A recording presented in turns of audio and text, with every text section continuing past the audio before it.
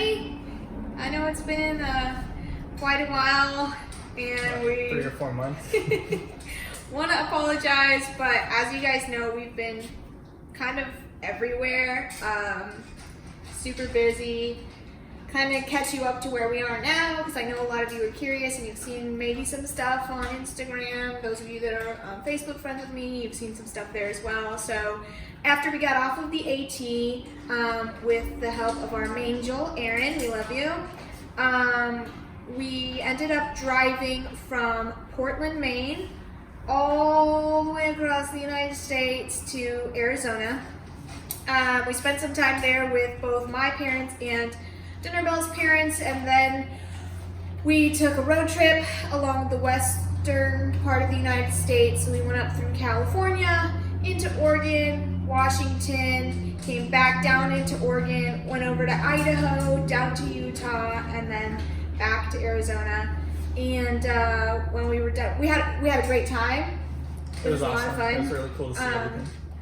Yeah, and when we got done with that, we pretty much were trying to decide if we just wanted to jump feet first into a new place with no jobs, or we wanted to see if we could kind of figure out a job first and then move wherever the job takes us. And while we were trying to figure all of that out, My company that I worked for previously had reached out to me and offered me a little bit higher position than what I had left at, and it was a pretty good offer back in Savannah, so we decided to take that. yeah, it was pretty much an offer that we couldn't have refused after the amazing year off that we both had, and given everything that's going on right now, and it has kind of been more difficult to find a job, and we just didn't want to pass up the opportunity. So he went ahead and took that, and so we are got back. in the car. Yeah, so we got in the car, All the way drove back across the country. across the country, and we headed down to Florida to hang out with my sister and niece and nephew, and then we drove back up to Georgia, where And we then back met up to North Georgia. Yeah, back up to North Georgia, where we met up with Spice and Fast Break. So we'll insert that picture here, guys. We miss you. We also met up with Oso while we were in North Georgia, so that was super awesome. We haven't seen him since we left the trail, so that was a little crazy, but it was good. And then we headed back down to Savannah. We've been here ever since, so I know some of you are trying to meet up with us in Arizona, and I've tried to keep in touch with you, but I'm so sorry. After heading to Florida, we never made it back to the West Coast. We're kind of just crazy like that, so So next time we're back in Arizona, we'll let you know. yeah, or if you come out this way, let us know. Seriously, we'd love to meet any of you guys. We're thankful for all the people that we have gotten to meet so far. Yeah, so with that long introduction, I think we're gonna finally do our Q&A now that the next season of Hikers are getting ready to start. But at the same time, I think it's just in time for people, right, that are starting. Yeah, they're going to be asking us questions, so here's the answers. 2021, you're still in like the COVID situation, so here's what you guys have been dying to know. We'll start with our Instagram questions because that's how I screenshotted it. So our friend Zoe, aka Rainbow, who's one of the runaways that we hiked with for a little while, wants to know if we would through hike another trail. And I know for me, 100% absolutely, Rainbow. If you want to hike something with me, girl, just shout it out. We loved hiking with you, so we definitely give that another go. Same goes for me. Yeah. Let's see. Kathy on Instagram wants to know, she's dying to hear more about our gear, especially my backpack, the Mariposa 60. So for those of you guys that don't know, I had the Gossamer Gear Mariposa 60-liter bag. I did use it throughout the whole entire trail. When we got off trail between COVID, when we got off in March for COVID and came back in May, I did have to have my backpack replaced because the load lifter was coming apart. It was actually this one on the other backpack. but I don't know, you're not gonna be able to see, but this one, 3 days in, if you recall, would have been for May 3rd, probably. I mentioned in our video that by the 3rd day back on trail, my brand new backpack was already shredding on the load lifter, and it only got worse over time. So just expect if you're gonna go with this backpack, your load lifters are probably gonna give. And not only that, I personally am a small person to begin with. I know a lot of you guys that met us along the trail were very surprised at how small of a person I am and compared to like videos. So, camera adds to the yeah, that's what they say. So anyway, when I started with my backpack, the hip belt fit just fine, but unfortunately, they don't make a smaller size in the hip belt, which they haven't yet, or while I was on trail. So it got to the point where this was cinched as much as it could possibly go, and my backpack no longer fit right. I did have a few wonderful, wonderful trail angels take me to REI to try and help me find a new hip belt, and I just couldn't find one that would work with this backpack. So what we did to make it work and make it more manageable, from about mid-New York, where George actually took us to REI, all the way to the end of the trail, I took Thomas's Thermarest Z-Lite, folded it in half, his Z-Seat, I'm sorry, his Thermarest Z-Seat, folded it in half, and I tucked it in here to essentially make the back part thicker to add more weight to my body in terms of like how wide my body was with the backpack, so that it could at least clip a little tighter on me. So aside from that, another issue I did not personally have, but a lot of people on trail had, Spice had, and who else? Burst had this backpack, and I know I'm missing somebody else, but there was quite a few people who had this issue with the Oblio Mango? No. With the padding. They would get a lot of chafing up through their back because the padding, because this is a removable like sit pad, so the padding would move and it would bulge out and stuff like that, and they would get chafing all the way up their back. And I know to remedy that, they would just tuck in their shirt. I never had that issue, but I did have to start tucking in my shirt, mostly because it made things more comfortable, again, added more like girth to my body with my hip belt. So that's in terms of my backpack. Would I recommend it? I think that if you aren't a size small hip belt, when you go into the hike, I think you could definitely, it's a good pack. It held up aside from load lifter issues.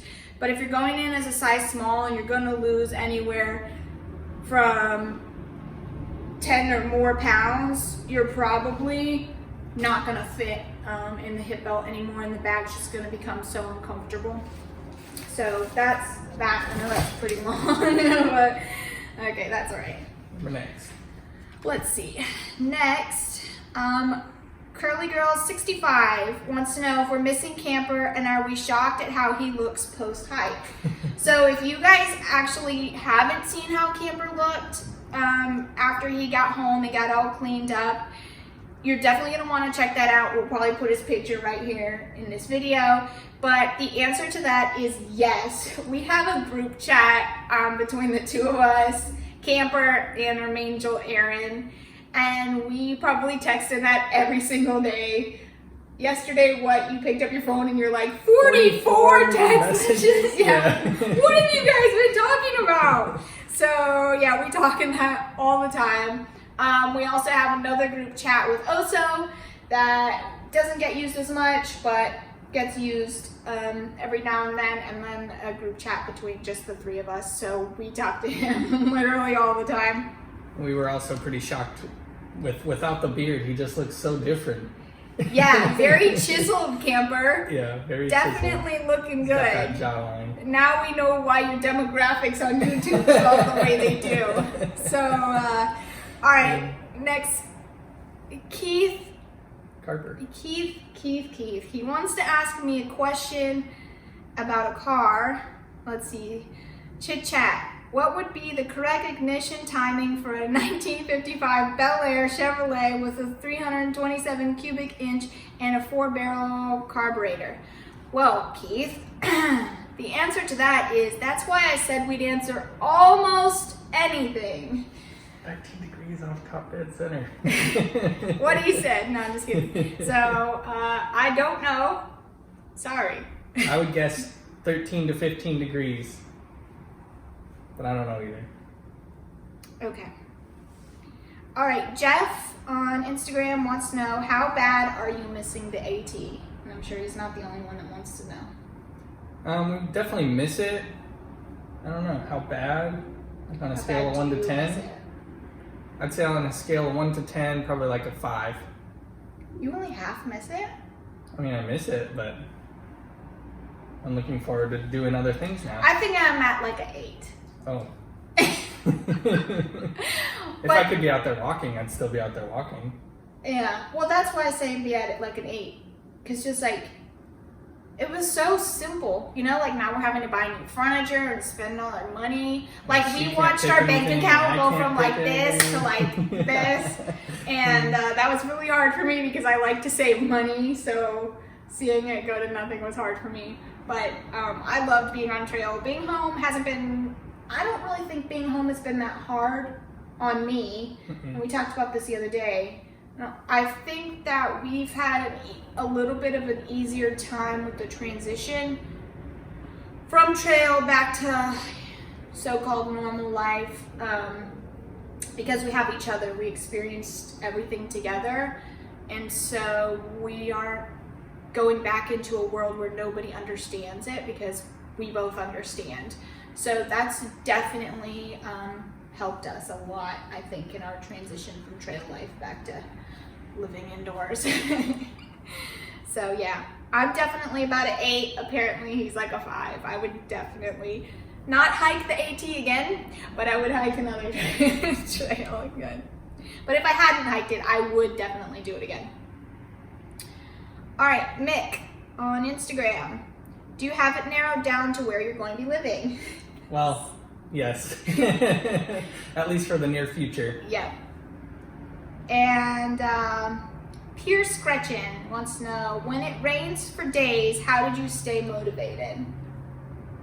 Even when it was raining, neither of us mind the rain all that much, especially when it's warm. Really, it was just when it was really cold, it was miserable. It can be definitely like demotivating sometimes, but I don't know. I guess we just made it fun.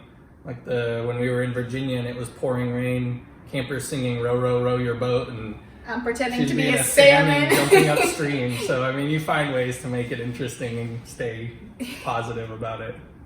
And it's really just a totally different aspect. I mean, like he's talking about in Virginia, just outside of Harrisburg, and the trail was flooded. I mean, that was like a totally new challenge than the day-to-day. So honestly, it kind of breaks up that like mundane trail life that you hear people talk about, which I didn't really ever feel like I was doing the same thing every day. Every day was totally different. But as far as rain and staying motivated, like he said, we both don't mind the rain on a regular day. We are the people that when it's raining, we will go out for day hikes, or we will go on our weekend backpacking trips. It doesn't stop us.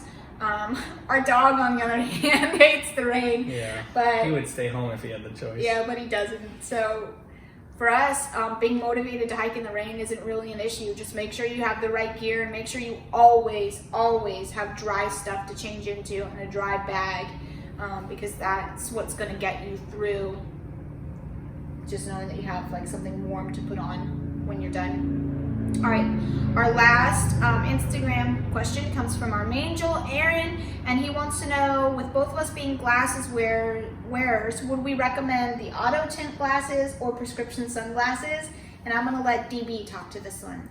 So I used to have the auto tint glasses, and I just didn't really like the time it took, I guess, for when you go inside or outside, when you're switching between, the time it takes for them to adjust back. So I definitely would go with the sunglasses. The prescription? Yeah, we both got prescription sunglasses in preparation for this hike, so. Yeah.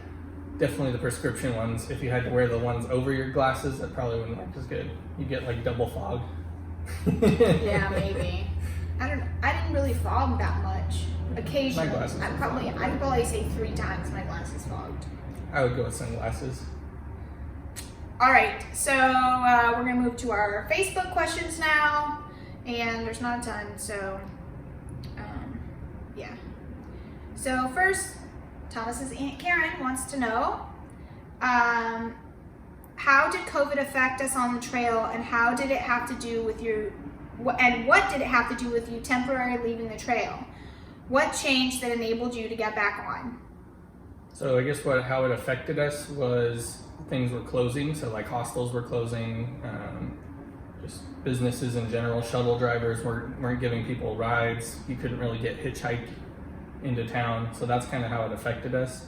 Well, not just that, I think mentally it affected us too. Yeah. For like probably at least a week, every single day, I could just feel my mood wasn't the same that it was before. And it's not because the newness of the trail was starting to wear off.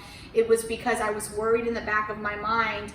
We had been hearing all these rumors of people being escorted off the trail at gunpoint and getting kicked out of towns and no food left in the store and all of this stuff that was just maybe true in some places, but it was so over exaggerated for the trail. And so in the back of my mind, I just wondered every day, was I gonna get to this road crossing and essentially be arrested, which isn't the truth. It's not what was happening.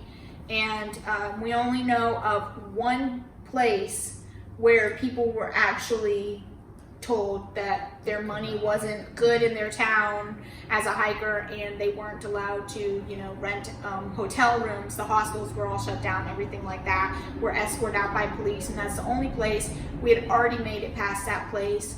So really there should have been no mental struggle for me, but I just didn't know what was real. So what did that have to do with us temporarily leaving the trail? I guess we just weren't sure what was going on and weren't really enjoying our day-to-day. Right. We were constantly living with the fear of, is today our last day on trail? We worked so hard to be here. We literally gave up everything to be there. Our home, we sold all of our stuff. We sold our cars. Everything to be there, our jobs.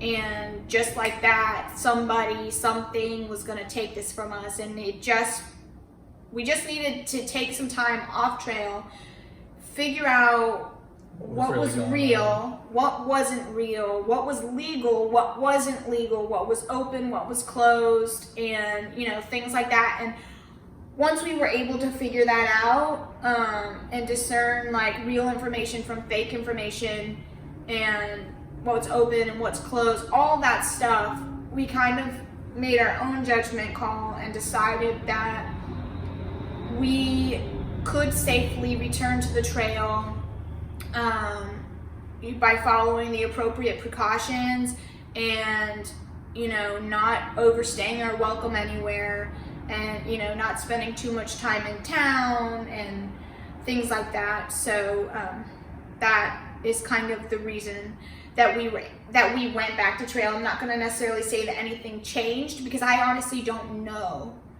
but we came home, figured out what was real and what wasn't, and decided that we were armed with the appropriate information that we could tackle the rest of the trail. We'd given up too much already, and we didn't have anything really to go back to besides our parents, which we know would always take us in, but it's just not the same for us. So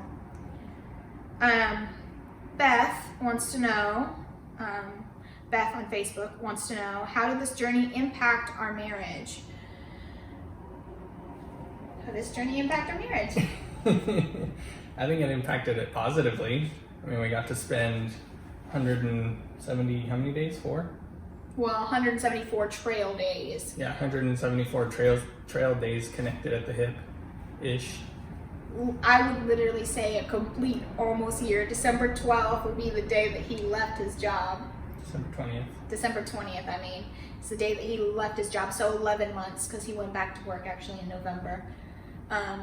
So 11 months of literally being inseparable for the most part, traveling across the country a few times, hiking from the south to the north, traveling across the country a few more times, moving, you know. I think that, like he said, overall, this has been a really great thing for us. When he got his job back, I was telling everybody I couldn't wait for him to go back to work. I couldn't wait to just have our time apart, but then he went to work for his first day, and I was like, I miss you. I didn't know what to do with myself, but don't worry, I'm definitely enjoying my alone time now.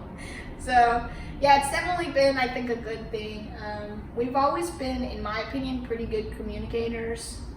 If we're mad or something, we kind of just take care of it right then. We don't really let things boil or anything like that. So, but we definitely fought way less on trail than we have even just being home. We do, it's true. And you know, it's funny because it's so simple. I think people think the opposite, that when you spend that much time together, you're going to get on each other's nerves more. But I think that that's opposite. I think when we're together, we're working together for this common goal. We don't have anything extra, any outside influences to argue over. You know, we don't have to argue about, because we only have one car right now, so we don't have to argue about if he's driving to work or if I need to take him to work. We don't have to argue about who's cooking the breakfast. I mean, not argue, but you know, these aren't decisions that have to get made. On trail, we each had our jobs. We did them every single time. You know, we knew exactly what needed to be done when. There wasn't so many outside influence. There really was hardly anything to argue about unless a sleeping pad popped and you woke up on the wrong side of the bed. All right, number next. All right. All right, Maggie, Thomas's sister, she wants to know, now that we've been home a little while, what's the one thing we miss doing that we've gotten to do again? That's a good question. Probably eat whatever I want whenever I want. Like go to a restaurant, just if I feel like going to a restaurant. Yeah, like how quick you can get somewhere. Mm-hmm. I think I just miss snuggling with my dog, honestly. I think he missed it too. Yeah, he definitely missed it. But yeah, that's it for me. All right, Christine, my best friend, wants to know, if you had the opportunity to do it again, what would you change? I would be a Sobo. No, I'm just kidding. No, I wouldn't do that. That's a good question. Honestly, I don't know that I would personally change anything. In a perfect world, I wouldn't want there to be COVID, obviously, but you know, if that's still going to be a part of the world when I do it all over again, like, I wouldn't change anything. We had, I think, one of the best experiences that we could have had given what we were given this year. So I don't know that I'd change anything. Yeah, COVID did have its benefits. Yeah. All right, Carrie, she wants to know our training regimen to get into shape and how many pairs of shoes we went through. Her other question is, how do we feel now? Do you miss the trail, and what's your next adventure? So we already touched on it, whether or not we missed the trail, so we're gonna kind of skip over that one. But training regimen, we didn't really do a whole, honestly, we both don't really like to work out in the gym because it's kind of boring. We like to be outside. But we did. We went on like more hikes. Pretty much every weekend we'd go on a hike or something. Yeah, Take even the if it dogs was for a just the walk. flat state parks here, stuff like that. But we were going to our apartment gym, walking on the treadmills, things like that. I was doing a lot of shoulder workouts for my backpack, things like that. But nothing like crazy. Yeah, the trail kind of gets you in shape. Even if you prepare for it, there's only so much you can do. So yeah, and you just gotta ease into it. We did move to the 3rd floor of our last apartment, so that we were going up 2 flights of stairs and down 2 flights of stairs at least once a day. Usually more than that if we were going to work, coming home from work, taking the dogs out, that kind of stuff. And lastly, we both went through 4 pairs of shoes. So, well, 3.5. We came home with about 250 miles, 300 miles maybe on our shoes. So 3.5 pairs. let's see what else we got. All right, Alan, aka Fireplug, who you guys may remember from Vermont. He came to Surprise Camper with some trail magic and hung out with us for a little while. And he wants to know, after he completed the trail in 2019. So he wants to know, after all of our research on trail, was it easier, harder, or about the same as you'd seen in other videos? I try to explain to people that videos don't show how hard it is. So he wants to know, what do you think? I think probably harder. I don't know. I agree the videos don't really capture it, but I guess I don't really feel like it was hard, but I don't feel like it was extremely difficult for me anyways.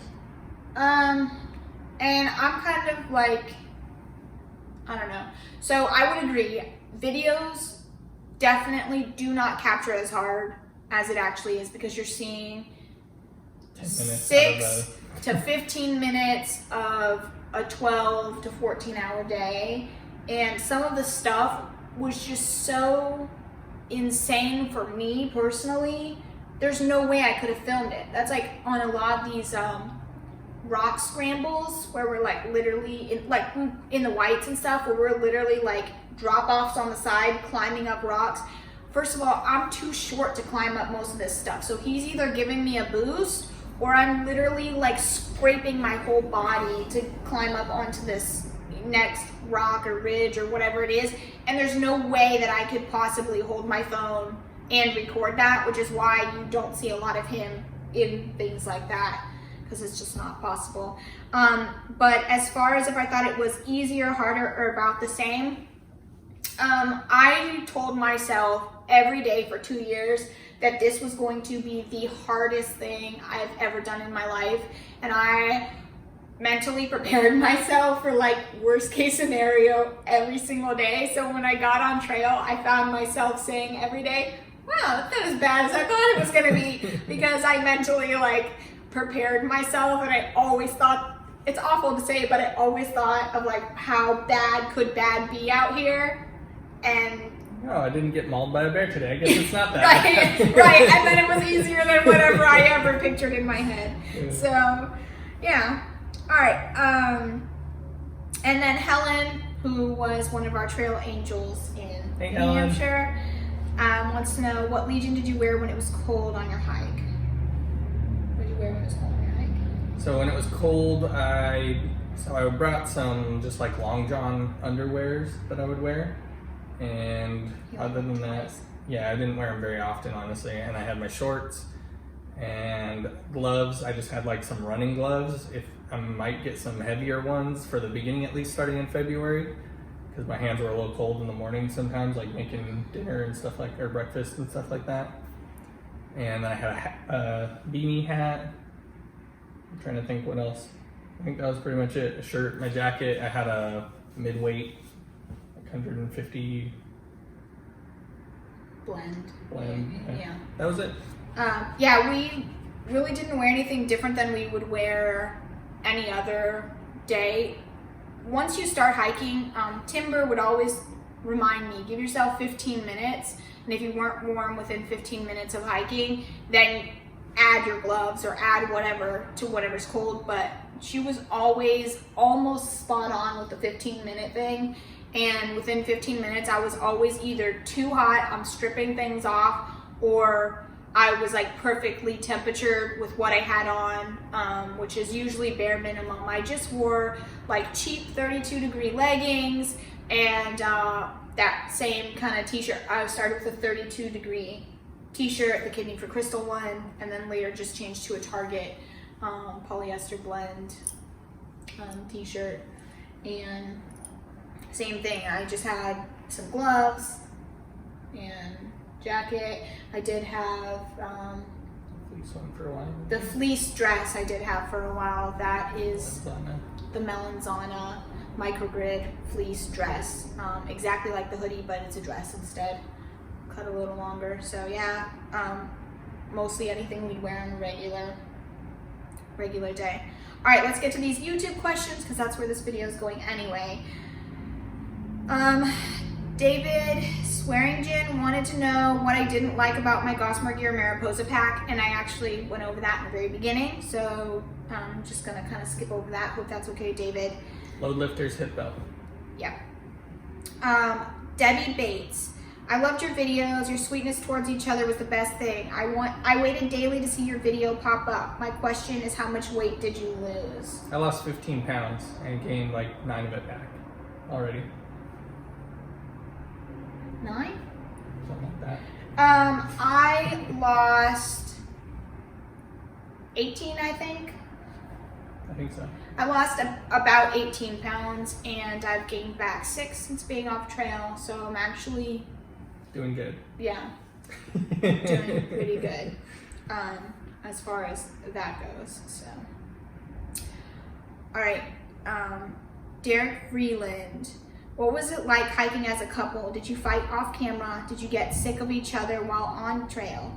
I hope this isn't too personal. Feel free to skip this question if you want. And I told you, Derek, that we're not going to skip that question. We are going to answer it because I think it's important for people who are hiking as couples to get like truthful answers. And while we did kind of talk about this already, how it affected our marriage, just want to talk about, yes, we did occasionally fight off trail. Camera. I mean, off, yeah. Also off trail. Off trail, also off camera. We don't fight that much to begin with. A lot of the fighting that happens between us is what you saw on camera, usually in the morning, where we're like bickering back and forth, just kind of like some morning banter. That's usually the extent of like our fights. She'd get mad at me when I would accidentally let trees go and smack her in the face. Naturally. It's not my fault. Mornings are So nice, but that's okay. That's fight all right. about that. When your sleeping pad popped and you were in a bad mood. Yeah, I don't. So we did fight, but not over anything significant. No. She didn't get any bruises or anything from those trees. So. I did get a scratch on my glasses. Oh, sorry. All right. Chris Aconi.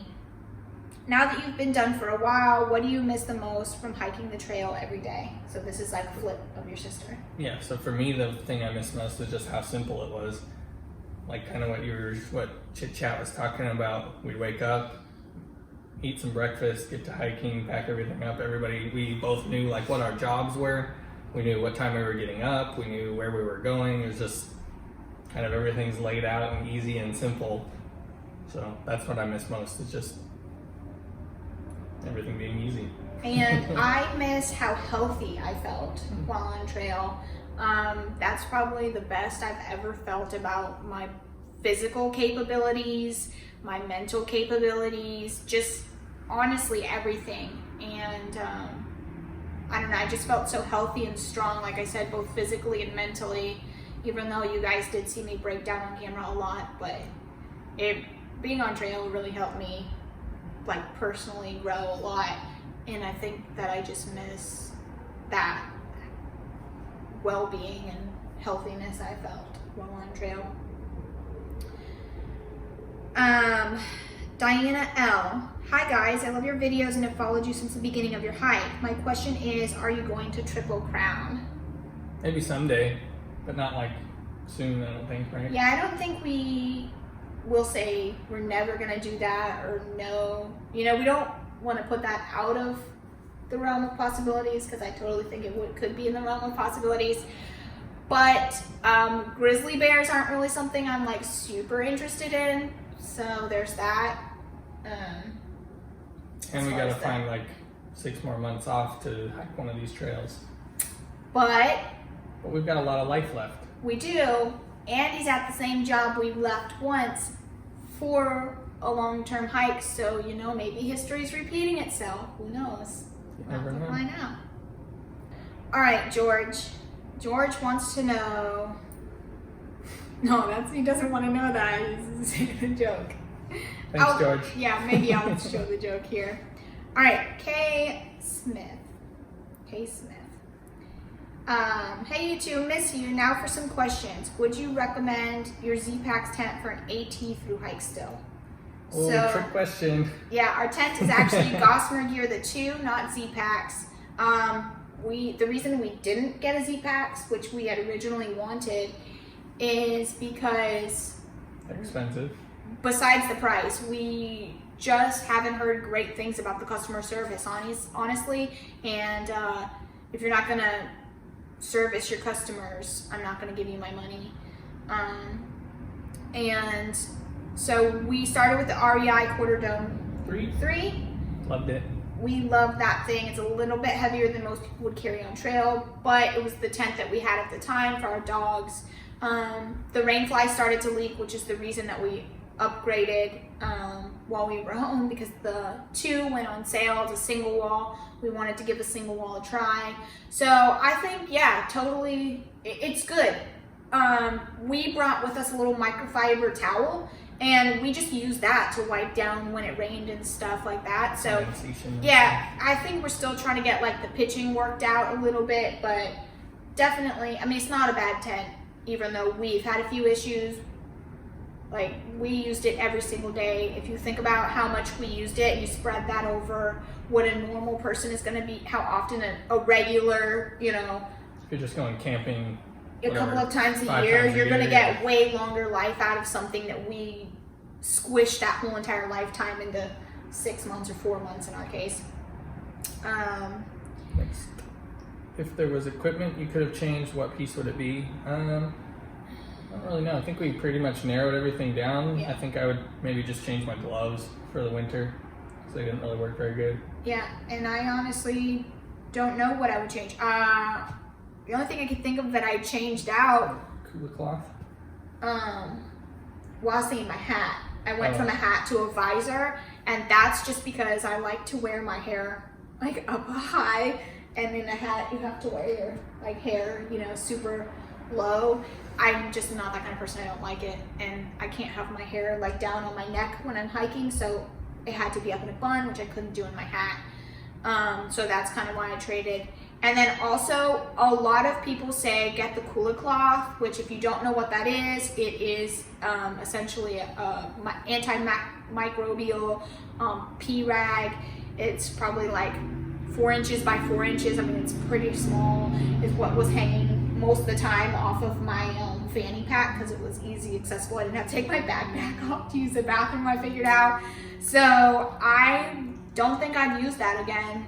Honestly, I didn't like it. It's one, way too small, it takes too long to dry, and it has an awful, awful, awful smell. I mean, obviously it's being used to wipe after you pee, and it just, I didn't like it. I'd rather just go with a cheap bandana and toss it and get a new one when I wanted to, or whatever, you know. And finally, the last question from Kay Smith.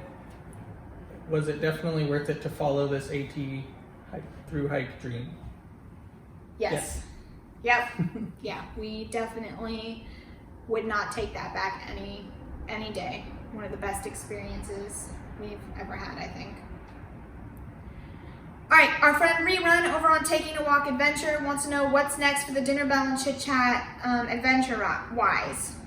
And what was it like to see our first blaze? The first blaze was pretty cool. We'd actually been up to Springer Mountain before. Yeah. But it was Which definitely is different seeing kind it. of where our through hiking dream started. Yeah, it was definitely different seeing it though, knowing that we were going all the way to the end. So yeah, I think it was exciting. I think for me, it was seeing the blazes after we got past Springer Mountain parking lot, because from there, like, we'd already hiked from the parking lot to Springer and from Springer back to the parking lot. So the blazes that came after, I don't know, I really like the rock blazes. Yeah. The blazes that came after, it was just cool. Every time that we got to a place and we were like, okay, everything from here all the way to Carver's Gap we've never seen before.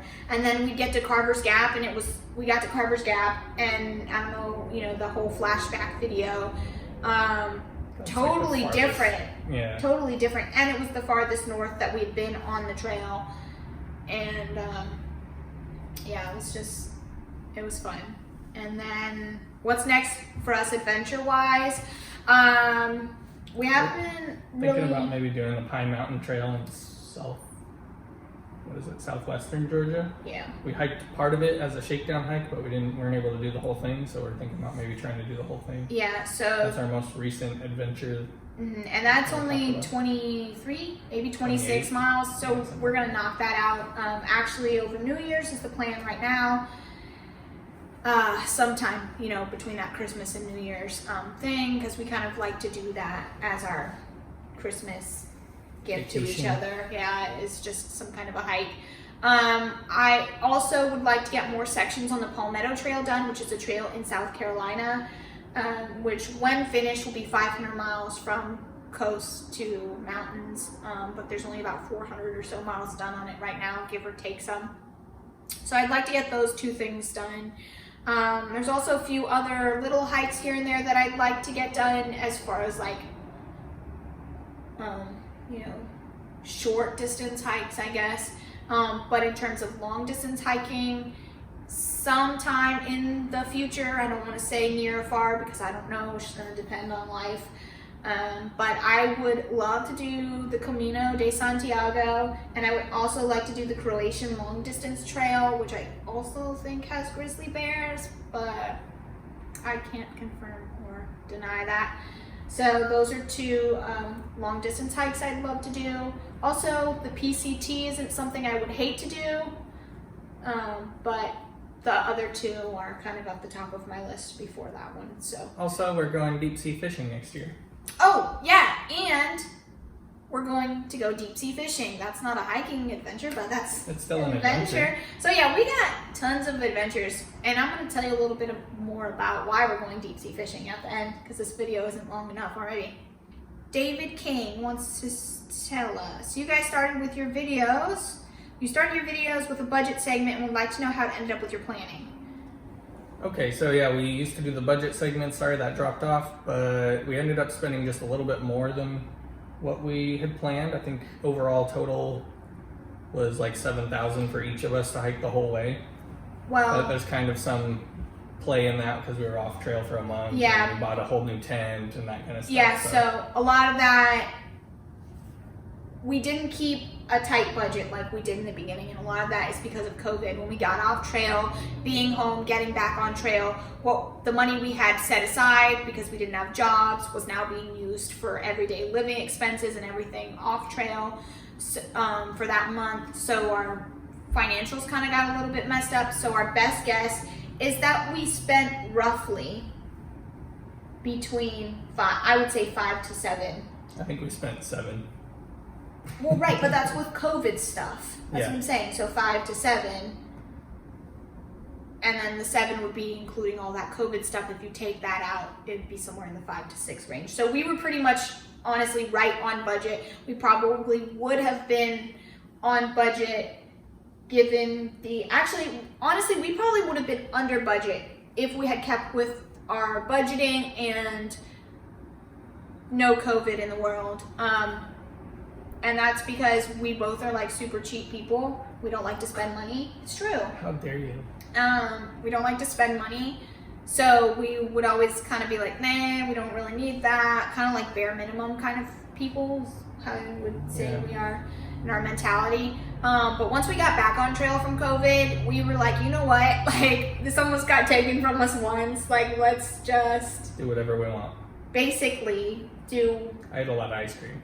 Yeah, like we can afford it, and you know, and even though we don't like to spend our money, that's what we saved it for. And I think when we got back on trail from COVID, that kind of just clicked for both of us that we're out here. This is a once in a lifetime opportunity, and we're so thankful and blessed that we got to have that opportunity, and we were just going to take full advantage of it.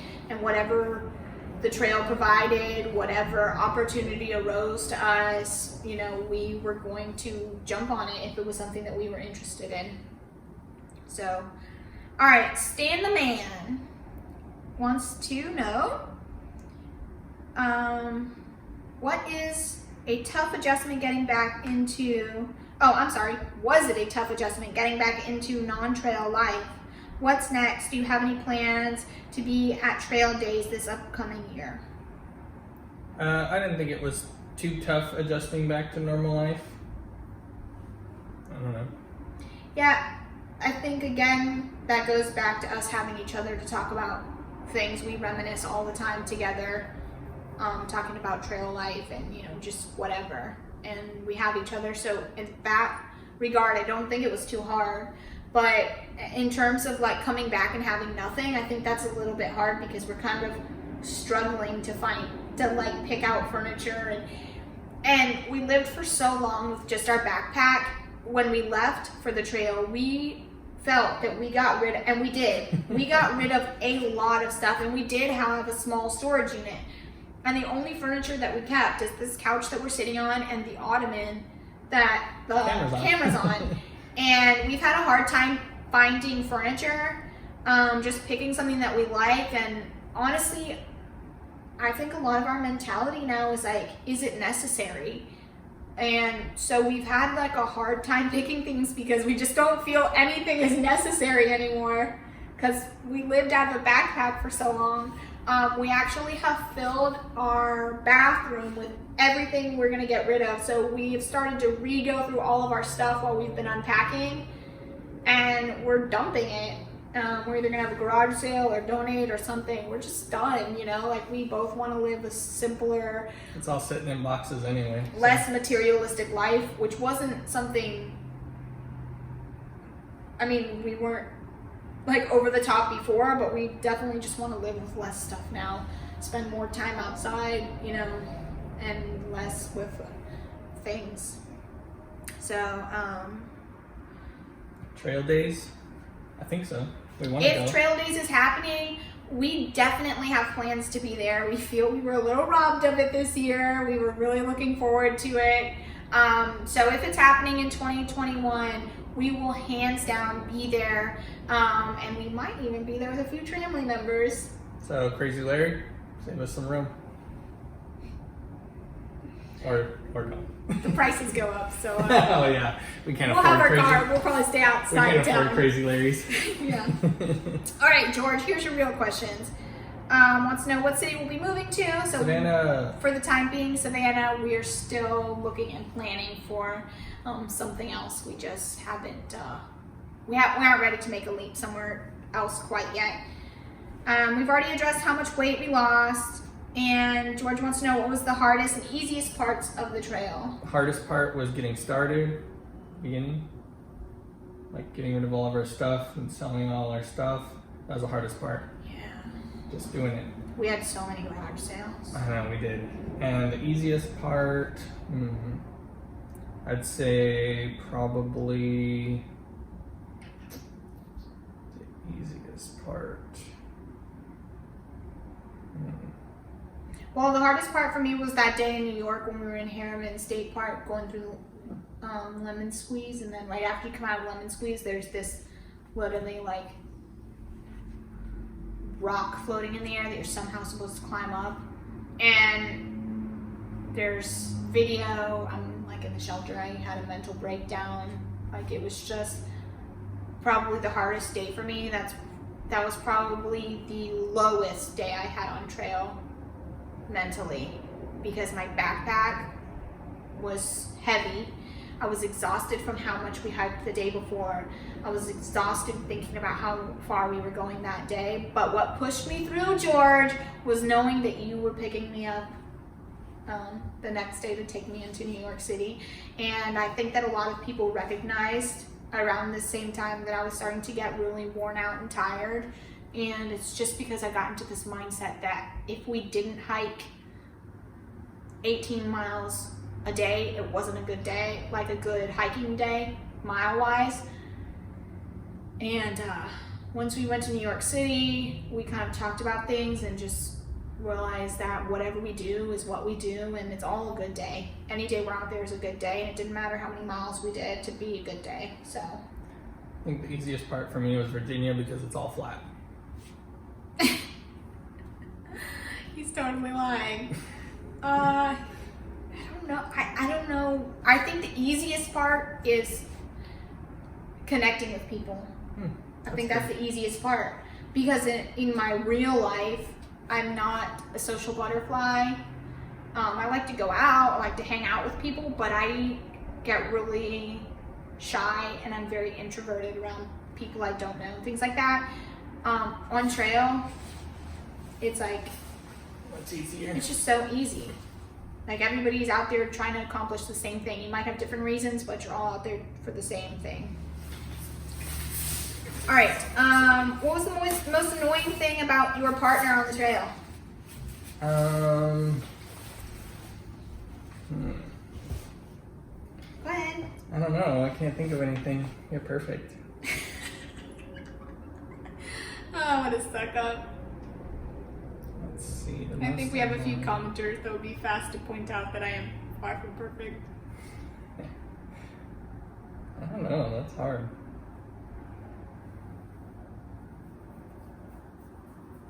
I think the most annoying thing about my partner is when I'm going uphill and he wants to try and speak Spanish to me and I have no idea what he's saying because he doesn't even know what he's saying. He's just saying every Spanish word he knows and none of it is coherent. And I'm just trying to focus on getting uphill. She took 3 years of Spanish. I did not. Oh gosh. I don't know. Alright, did you ever mistakenly see Camper taking a dump in the woods? No. The answer is no, but we've heard some hilarious stories about Camper falling down hills while he's taking a dump. And that's almost one you wish you were there for, but at the same time, you don't want to see. So that's hilarious. No, we haven't. Alright, on a scale of 1 to 10, 10 being the worst, how bad did each of you smell? I was like a 3. We had a shoe funeral for his shoes. No, me. That was my shoes smelled. I didn't smell. Yeah, it's true. My clothes smelled. My Yeah. shoes, but not me. Honestly, like I'm sure we smelled awful to everybody else, but to us, everybody smelled the same. So Yeah. it became, we didn't really Tulips and roses. smell anything. It was only like Honestly, on the probably really like a hot second. days, and then the Oh, wind yeah. blew that you would really know how bad you smelled. So I can't really give a number, but yeah, probably like in the 7 range. Did you ever have a blowout argument on a trail? I don't think so. Yes, we did. About your sleeping pad. Yeah, about my sleeping pad. Y'all, this sleeping pad issue was a big issue on trail. Remember? He doesn't remember, that's why he said he doesn't think so. I don't think it was that bad. It was that bad. We were screaming on the trail. Thank God nobody was around because I would have hated to hike with us. Alright, what are your professions? So I got a degree in mechanical engineering. Right now I'm a technology manager is my official title. But I basically manage like the Engineers. process engineers in the lab. Yep. And by college degree, I am a certified teacher. However, I'm currently a stay-at-home wife who tells the robot vacuum when it's time to clean. She manages the vacuum. She's also a technology manager. She manages the vacuum, the stove, tells the lights when to turn on and off so people think we're home. But yeah, yeah, tell my smart lights when to turn it on and off, that kind of thing. Push the start button on my dishwasher. Don't worry, I'm looking for a job. I just Haven't found the right one yet. Haven't found the right one yet. Had an offer, but it just has to be right for me. So, did you have any post-trail depression? I'd say maybe a little bit, yeah. Just Yeah. because I miss it. I wouldn't say it's necessarily depression, but I miss the trail. I'm not like crying in my closet because I'm not on the trail. That's not what depression I is. don't know, just saying. Maybe a little bit. Yeah, I think some days are definitely like a little harder than other days, just kind of like anything in life. But overall, I personally think I came out mentally healthier than I went onto the trail, because I did struggle a lot as far as anxiety and depression and all that stuff beforehand, and I feel like that really helped a lot, and I came back out of the trail with kind of like a clear sense of myself, and yeah. All right, best and worst days on trail. We already kind of talked about the worst. the hardest? Best day I'd probably say was in the Wildcat Mountain Range, where we camped on top of North Carter Mountain, somewhere right around there. Cowboy camped. That was probably one of my best days on trail. Worst day probably when we left. Yeah, definitely either when we left trail for my worst day, or when we Let me guess, the in sleeping New York. pad incident. No, in Harriman, when I talked about earlier, those were two of my worst days on trail. Best day, honestly, even if it was my worst day, if I was on the trail, it was my best day. That sounds so cliche, but it's just so true. It was so hard for me to have a bad day and to share that with you guys, because in the back of my mind, I was so thankful, and I knew that 2 hours later, I was gonna be just so happy that I was on trail, even if it was the worst day. And that's part of the reason why we started doing the highs and the lows, to just really bring to light that even though we could have a bad day or a bad moment, that we still recognize that it's the best way to spend the day doing what we're doing out there. All right, Jinx. Did you have aches and pains for very long after getting off trail? I know some thru hikers say that their feet and legs will start hurting a few days after they stop hiking, even if they didn't have pain while hiking. And then I'll address the other question after. So all my toes were numb for probably like 2 or 3 weeks after we got off. As far as like aches and pains, not really. My legs would kind of like, sometimes I'd have to stretch them out a little bit, but yeah, it didn't really hurt or anything. I had the numb toes also, which is a common problem for thru hikers. My knees are a little sore, not like debilitating or anything, but they're a little sore when I go up and down stairs. Still, I can feel like a little bit of tightness in them. As far as pain goes, the most pain I had getting off trail was on our drive from Maine back to Arizona. I actually couldn't even drive. He had to drive the whole way because the whole left leg was just in so much pain that every like 30 minutes to an hour I would have to readjust my position, or we'd have to stop and I'd have to get up because my left leg just hurt so bad. But aside from that, nothing. And I think part of that is because we had that month off trail. We talked about this a lot while we were on trail. When we took the month off trail, we both went home very sore. Our feet were so hard. It was so hard for us to walk because our feet were hurting and all that stuff. And I think because we spent 6 weeks building up and training our bodies on trail, we came off for just the right amount of time that our body was almost able to heal everything that we did to it in that 6 weeks, but it still remained strong enough that we were able to carry on. So when we got back on trail, neither of us really experienced anything after that. So we were incredibly thankful for that.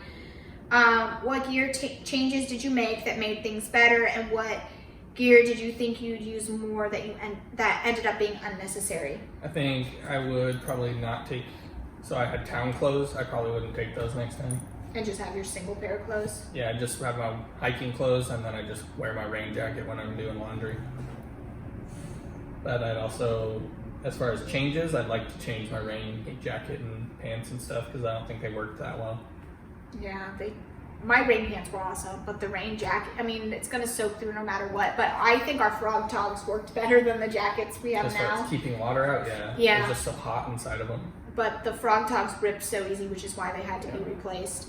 But yeah, I don't think we did so much like prep with our gear that I don't really think there was really anything that we thought we would use that we didn't. The tripod for the camera, that got sent home early. I brought one extra fleece jacket because I thought it was going to get colder at night than it did for us. And part of that is because I didn't realize that my sleeping bag was actually rated all the way down to 9 degrees. I thought it was at 21 degrees, but 21 is actually the comfort rating, 9 degrees is the survival rating. So I actually ended up being just fine and sent that fleece jacket home pretty early. And before we even started our hike, I discovered that I liked Injinji toe socks, better than the Darn Tough socks, so that also got switched out, but that's basically it. For me, it was just my sleeping pad was the biggest improvement because it kept popping. Yeah. So I found one that's a little more resistant. All right, Roberta wants to know which part, state, or section was the best marked, also the least marked, and did you think COVID restrictions were a contributing factor for the least marked?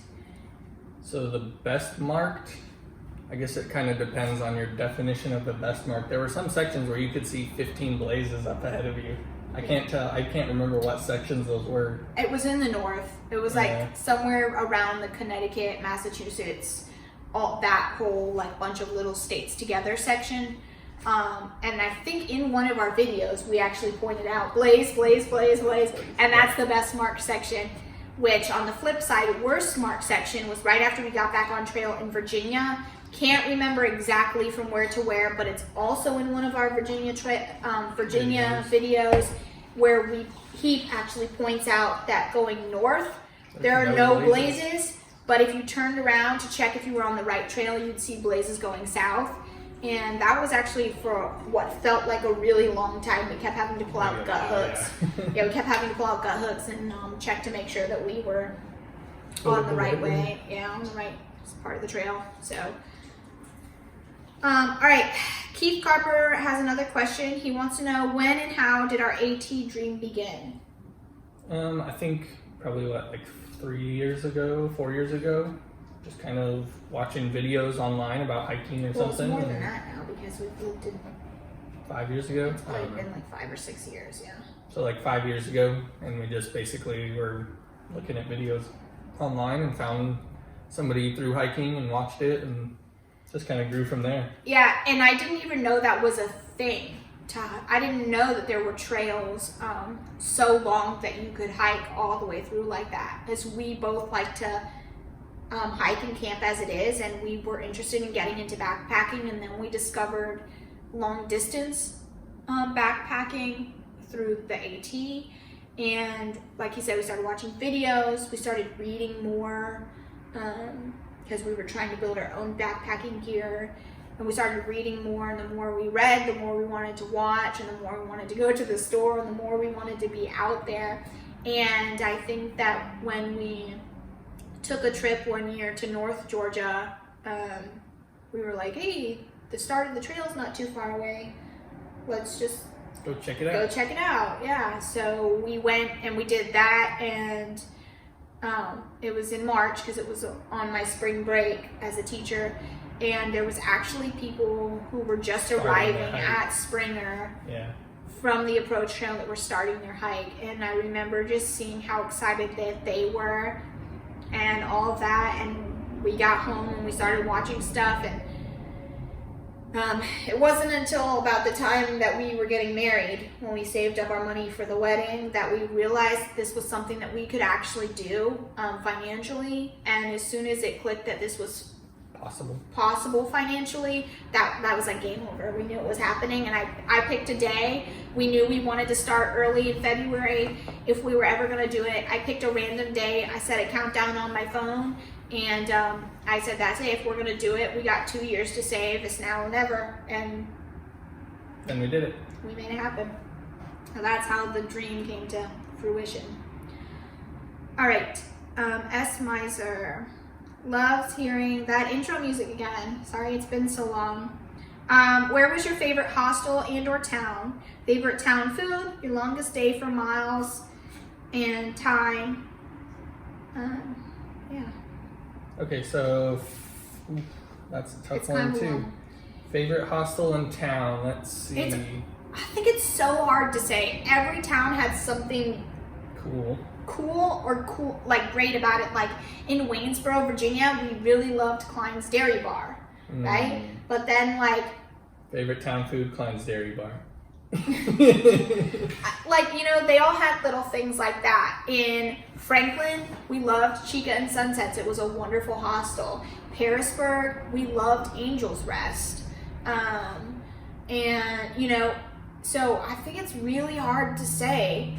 It just depends. It really just depends. Yeah, I think I really they're all liked great. Hanover, New Hampshire was a really cool town. Like I feel like Yeah. I would go there and actually enjoy visiting or whatever.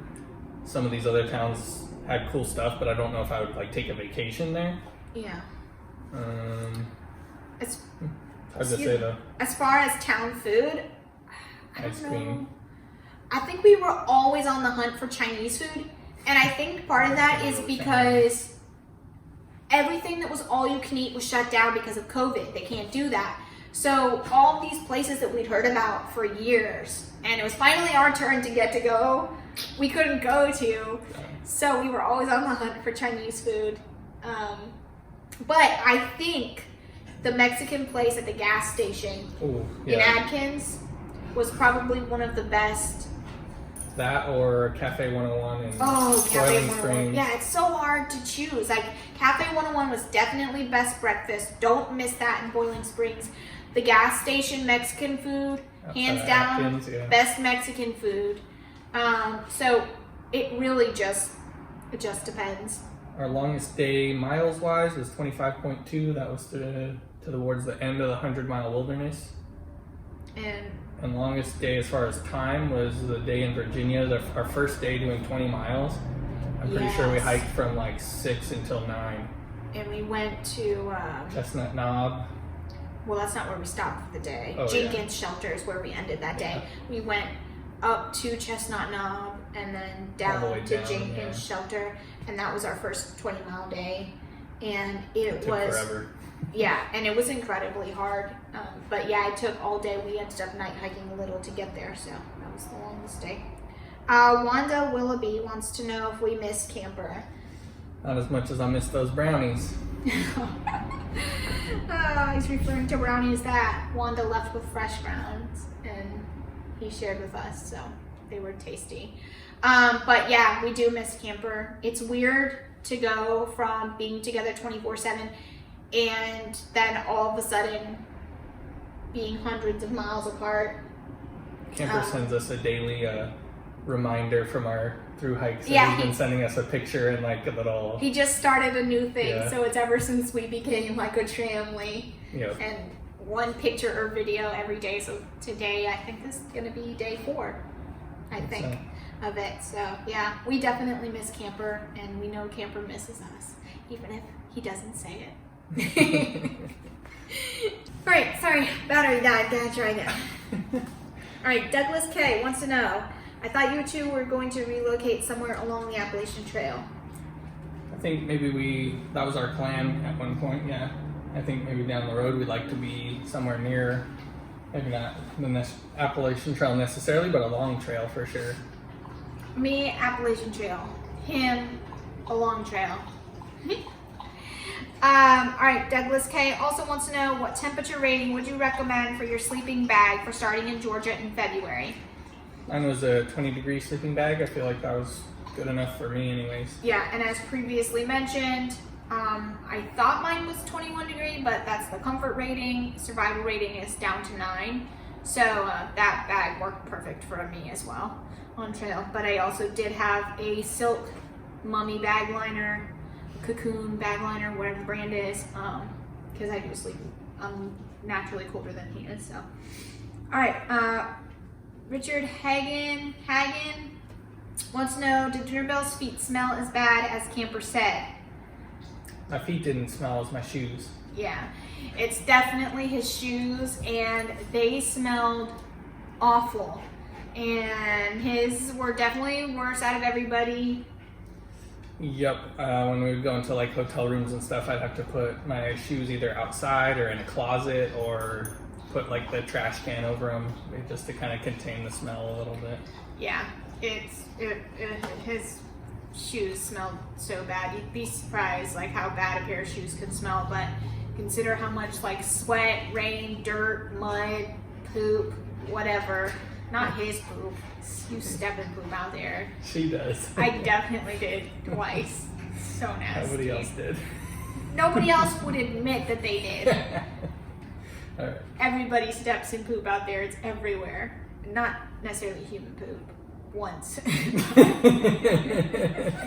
That's because somebody doesn't know how to bury. Okay. All right. Keith, another question. Your least favorite animal on trail, funniest thing each of you did on trail. Do either of you like stewed okra? I like fried okra. I don't know about stewed okra. And I don't like okra, so negative. Funniest thing, I think the funniest thing she did was get caught in all the sticks and stuff. So, he's definitely gonna put this in the video. Thinking her back.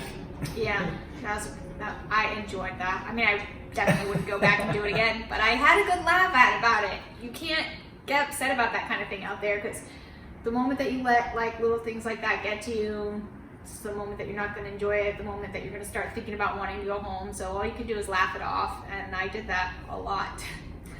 So, funniest thing you did on trail? Still didn't do anything. No. Even after the battery died, we recharged the phone.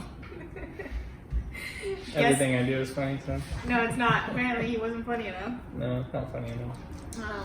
Nah, I'm sure there's some funny stuff. It's just, one, it's been a while. Two, so much other stuff has been going on. And three, I don't know about you, but I haven't watched a single trail video since being off trail. I've watched a few. Shout out to Nikki and Ryan. Almost to Coveted. Oh boy. Alright, and least favorite animal on trail, mine would be snakes. Definitely more of the poisonous variety, just because they don't always give you a warning. Even the rattlesnakes don't always rattle when you get past them, or when you go past them, and they're kind of just hard to spot if you're not looking down looking for them, and some of them blend right into the ground, so they're just the hardest to see. So that's why I don't like to see them on trail. I think my least favorite would probably just be leeches. Or mosquitoes. That would be a good one. Yeah. I don't know if those are considered animals. Inside. I don't know. Anyway, it sucks. Either way. Yeah, they suck. Alright. Literally, because they both suck. See, she's funny. I'm hilarious. Alright, Robin Whaley wants to know, what was your favorite piece of hiking gear? Have you kept in touch with camper? And we've already touched base on that one. Yes, we keep in touch with camper almost daily. Least favorite, Most favorite. My favorite would probably have to be like my shoes. I really liked my shoes. Lone Peak Ultra. I like the 4.0s a little better than the 4.5s, I think. But the Lone Peak Ultra Lone Peak 4 series. which is the first pair he started with. And then Yeah. they didn't have them anymore, so he had to go to 4.5s. For me, I have three favorite pieces of gear. First one being my Melanzana microgrid fleece hooded dress. Not because it's a Melanzana, but because I think it did a phenomenal job as a second layer to keep me like perfectly temperatured when it was super cold in February, March. It was long enough that it covered, my butt and my legs to give like extra warmth there, but it also had like the neck feature where I could cinch it and keep my neck and all the way around my face pretty warm. So that thing was awesome. Second favorite piece of gear would be my down booties that I got off Amazon for about $15. No specific brand. They come from China, I'm pretty sure, somewhere. And $15, but I love those things. They kept my feet so warm. I even still wear them. Wore them to bed. Last night. Yep, worn to bed last night because my feet were so cold. So I love those things. I might even buy a second pair. Camp pair and a home pair. Third favorite piece of gear would be my Light AF fanny pack. I kept everything in there. All my snacks for the day. My headlamp, my headphones, earplugs, chapstick, wallet, my cell phone. I mean, literally everything. It doesn't seem like it's that big, but it fits so much stuff. It's insane. So definitely look into a fanny pack if you're considering it. It's such an amazing addition. Keith, coming back to us asking if future us sent postcards to present us, saying wish that we were here. And the answer is no. No, we actually didn't send any postcards on the trail. We just collected. Yeah. Our original plan was to send them every time we got into like somewhere close enough to a post office, but with COVID, we didn't want to make an extra trip into any stores or anywhere that wasn't extremely necessary. So it wasn't that much added weight. We just carried them until we did need to ship something, and we just throw them in the box with that. So we did pick up a lot of postcards along the way though. Loner 2012 AT. Did you see any Native American artifacts or arrowheads? I don't think so. I didn't see any. Yeah, I also didn't see really any. Look, but just lots Well, of I mean, we moonshine. saw a lot. Yeah, a lot of moonshine, like barrels. Well, what we would assume would be because they were close to water, and they were. Anyway, we saw a lot of ruins and stuff like that, but we didn't see Native any American artifacts or arrowheads necessarily. Yeah. All right, what was the most beautiful state and best to hike? So let's keep on hiking. That's from Danny the Camper. That's a hard one. I think Maine was probably my favorite. I'd say was the most beautiful. I don't know if that was because it was just the last state, but I also really liked North Carolina also. And I have a hard time picking a best or a favorite because everything was so nice. Like, I mean, it wasn't all nice, but I mean, like, we were seeing things at different times of the years, different, you know, it would just depend. Are we seeing it at daylight? Are we seeing it at sunset? Are we seeing it in the winter? Are we seeing it in the spring? It just depends, you know, like, but I think if I had to pick something, I'd probably pick Virginia just because it was the most diverse. You kind of saw a little bit of everything, weather-wise and like trail-wise. It was kind of all there in that state. But again, it just depends. The snow days were absolutely beautiful and some of my favorite days to hike. My favorite section to hike was the one going into Boiling Springs, going through all those farmer fields and crops were awesome.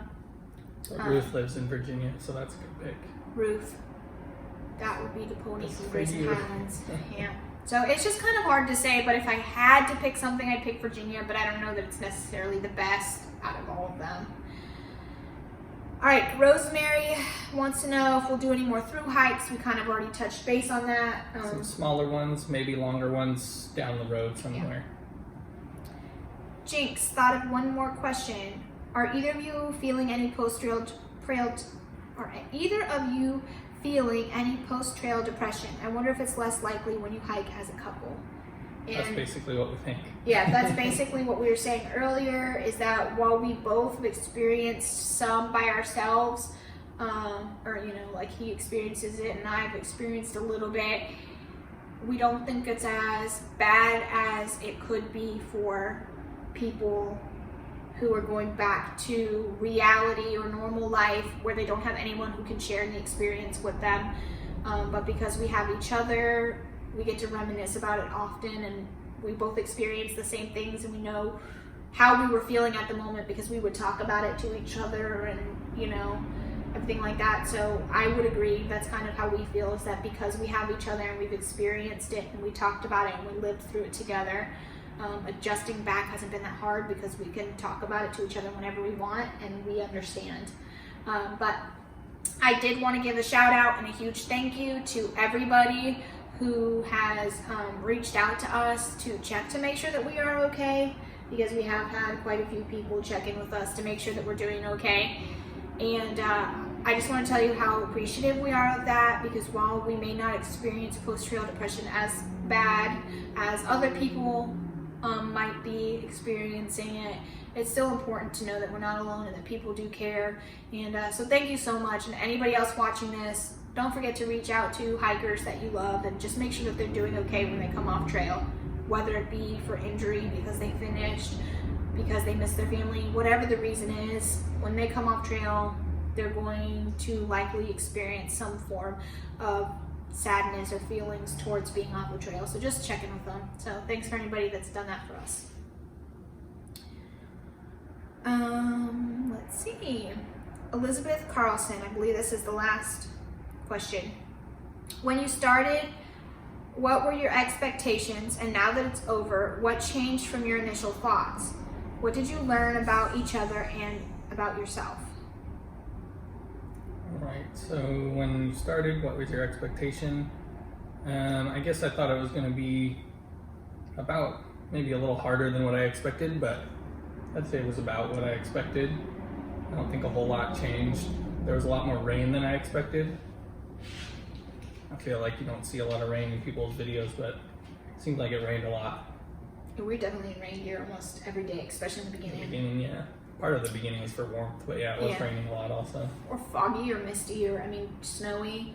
A lot of reasons. But for me, in the beginning, my expectations, I touched on this earlier, I just always kind of prepped myself for what the day might bring, like worst case scenario wise. I'd read comments and gut hooks, and sometimes they'd be like fear mongering comments, and I would just take that and then think it's going to be a little bit harder than what this person's experience was. And that way when I went through it, either I was already prepared for how hard it was going to be, or it was easier than I prepared for it.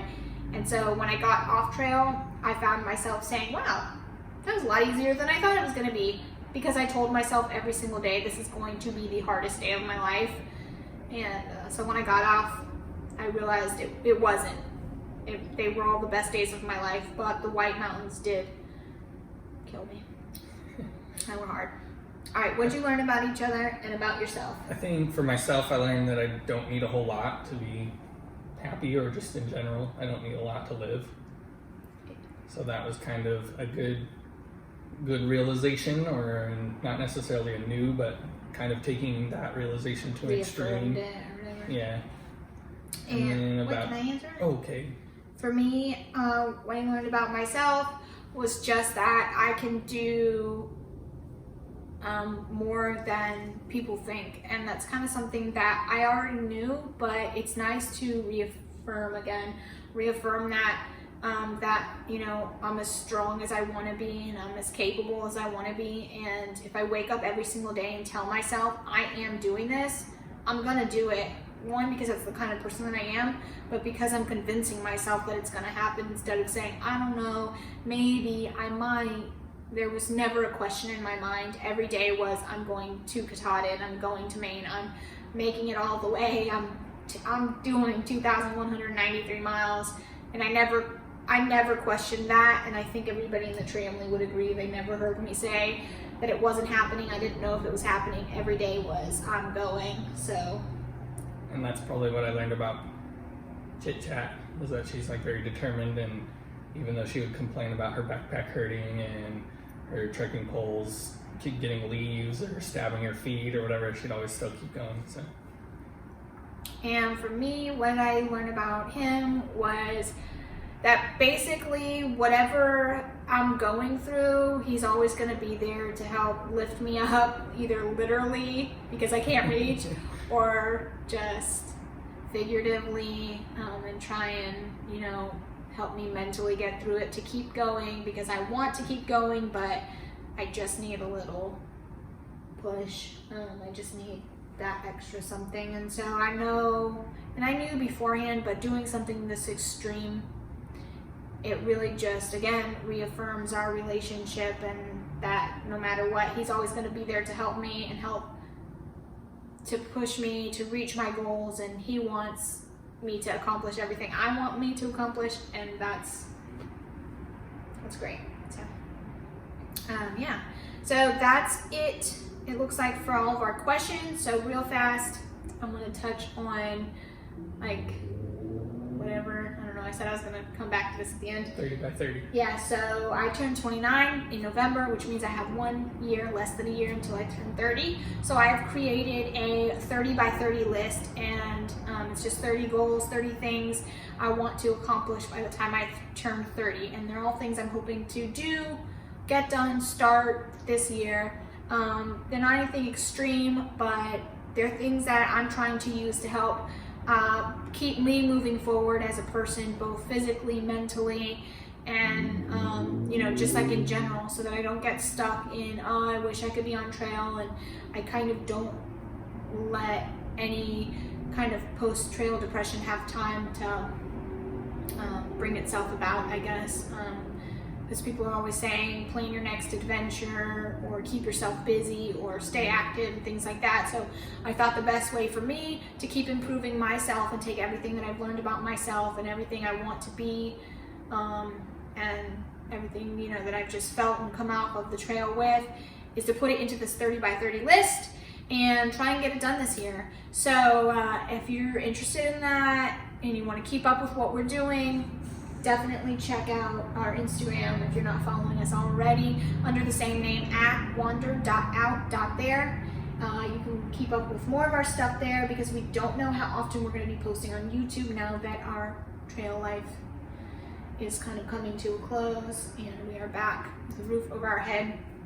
So go ahead and stay subscribed to our YouTube, check out the Instagram, follow us there for more often and after trail posts that you want to keep up with. But hopefully in the meantime we will be doing, you know, those smaller hikes which we plan to put onto YouTube. So if you're interested in any of that and you want to stick around, we'd love to have you. We appreciate the community you guys have helped us to build, and we're very thankful for all of you and what you helped to bring to our hike, because we honestly loved vlogging for you guys, or for us, but bringing you guys along with us this year. Yeah, definitely made the experience more enjoyable. Yeah. Anything else? I think that's it. All right. Thanks, guys.